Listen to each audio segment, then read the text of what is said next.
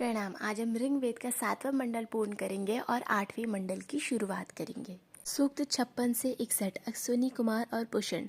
इसका अर्थ है कि अश्विनी कुमार से स्वास्थ्य और सहायता की कामना और पुषण और मार्गदर्शक को रक्षक के रूप में वर्णित करना। इससे हमें सीख मिलती है कि दूसरों के कल्याण में तत्पर रहें और यात्रा और जीवन में सही दिशा का महत्व समझें। सूक्त 75 से लेके 81 उषा और रात्रि स्तुति। इसका अर्थ है कि उषा को नई शुरुआत और आशा की देवी और रात्रि को विश्राम और रक्षा की देवी बताया गया है।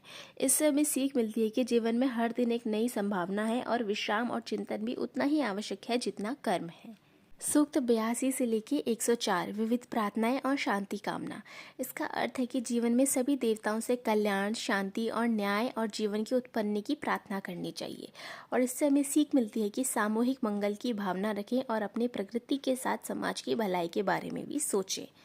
इस मंडल से हमें सीख मिलती है कि अग्नि की तरह अपने कर्म को शुद्धता और ऊर्जावान रखें, दशरथ युद्ध की तरह हर नियम के लिए खड़े हों, वरुण की प्रेरणा से जीवन में सत्यनिष्ठ रहें, सरस्वती और नदियों की तरह ज्ञान और जल को सुरक्षित रखें, मरुत और विश्वदेव की तरह मिलजुल कर कार्य करें, अश्विनी कुमार की तरह सेवा भाव रखें और उषा और रात्रि से प्रेरणा ले कर्म और आराम का संतुलन बनाए रखें। और हमारे 7वें मंडल की समाप्ति हुई और हम 8वें मंडल की शुरुआत करेंगे। ऋग्वेद का अष्टम मंडल कई ऋषियों की सम्मिलित रचना है।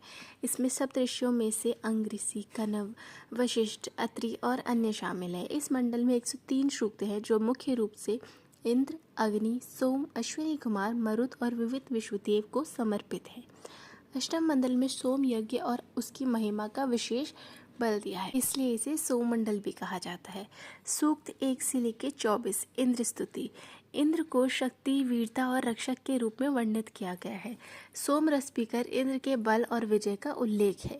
इससे हमें सीख मिलती है कि आत्मबल और प्रेरणा से असंभव कार्य भी संभव होता है और सही ऊर्जा और मनोबल से विजय निश्चित है। सूक्त 25 से लेकर 40 अग्नि स्तुति। अग्नि को यज्ञ का अग्रदूत, पवित्रता का प्रतीक और प्रेरक बताया गया है। इससे हमें सीख मिलती है कि अपने जीवन में शुद्धता, उजाला और प्रेरणा बनाए रखनी चाहिए और प्रारंभ से ही तो परिणाम श्रेष्ठ होता है। सूक्त 41 से लेके 52 सोम स्तुति। अर्थ सोम को अमृत, शक्ति, इतिहास और देवताओं की प्रेरणा का स्रोत बताया गया है। इससे हमें सीख मिलती है कि सकारात्मक ऊर्जा और मानसिक स्पष्टता जीवन की सफलता का आधार है। जीवन में उत्साह और उमंग बनाए रखें। सूक्त 53 से लेकर 61 अश्विनी कुमार। इसका अर्थ है कि सहायता और स्वास्थ्य, गति और सौंदर्य के देवताओं का गुणगान। इससे हमें सीख मिलती है कि ज़रूरत के समय सहायता करना सबसे बड़ा धर्म है। जीवन में स्वास्थ्य और सक्रियता बनाए